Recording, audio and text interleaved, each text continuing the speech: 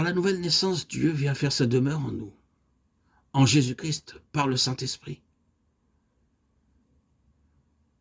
L'homme naturel tel qu'il est, par nature, ne peut recevoir Dieu. Dieu est absent. Pour que l'homme puisse devenir un avec Dieu, il faut de toute nécessité qu'il ait quelque chose en commun. Il faut que Dieu vienne faire sa demeure dans l'homme. C'est précisément cela qu'il fait en la personne de son Fils Jésus-Christ. Et c'est le Saint-Esprit qui en est l'agent. Vous avez peut-être eu entre les mains tel ou tel d'entre vous un de ces ouvrages récents qui veulent nous faire croire à une soi-disant présence de Christ dans l'homme. Mais on a beau feuilleter ces pages, on ne trouve nulle part aucune mention de la nouvelle naissance ou de la réconciliation avec Dieu que Jésus-Christ nous a acquise par son sang.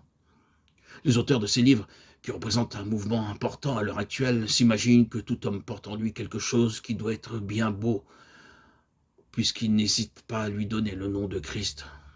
Mensonge que tout cela. Christ ne peut être dans un homme que si cet homme est né de nouveau. Parler de Christ en nous, en dehors de la nouvelle naissance, c'est faire de Christ un être absolument impersonnel. Non, la vérité est tout autre.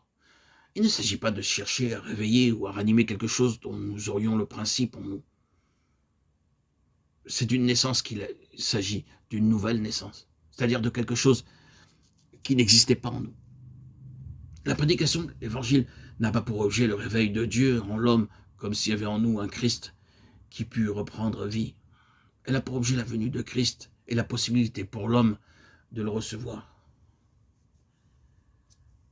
La grande doctrine paulinienne, Christ en nous, l'espérance de la gloire, ne représente pas seulement une réalité dans nos cœurs, dont nos cœurs sont pleins.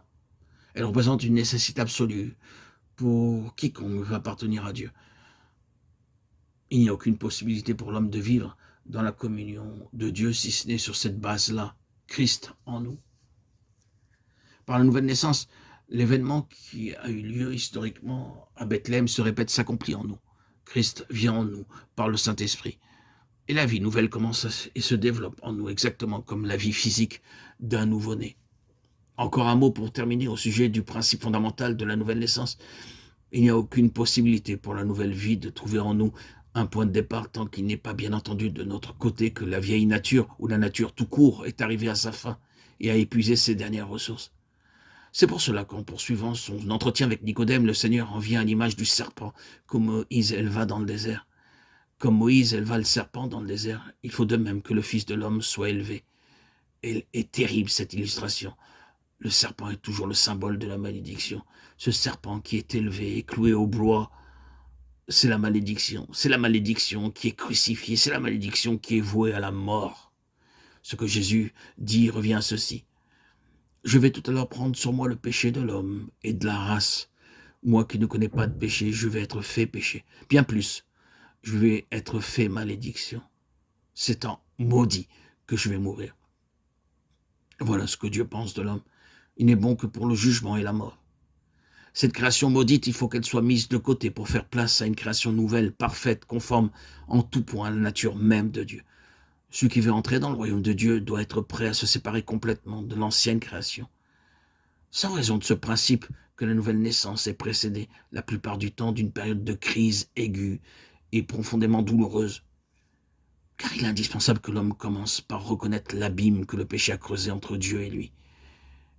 Et qu'il est par conséquent impossible à Dieu de le recevoir dans l'état où il est. C'est pour cela que les enfants de Dieu ne peuvent entrer dans la plénitude de la bénédiction que lorsque leurs yeux se sont ouverts à la signification profonde de la croix. Jamais nous ne parvenons à la plénitude de la vie céleste tant que nous n'avons pas reconnu une fois pour toutes que Dieu en a fini avec notre vie naturelle et qu'il veut lui-même être tout pour nous. Seul ce qui est de Dieu pourra entrer dans le royaume de Dieu.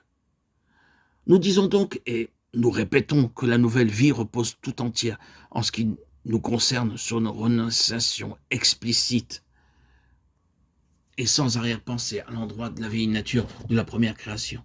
C'est l'indispensable condition qui, une fois remplie, permettra à la nature divine de développer tous ses effets en nous. C'est pour cela que Jésus dit à Nicodème, il faut que vous naissiez de nouveau. Toi et moi, nous vivons dans deux mondes différents. nous ne pouvons pas nous entendre. J'aurais bien des choses à te dire, mais tu ne peux les comprendre que si tu vis de la même vie que moi, et si, comme moi, tu es d'en haut. Telle est la grande vérité du royaume de Dieu. Et la nouvelle naissance est la loi qui en gouverne l'entrée. Ils suivent l'agneau partout où il va.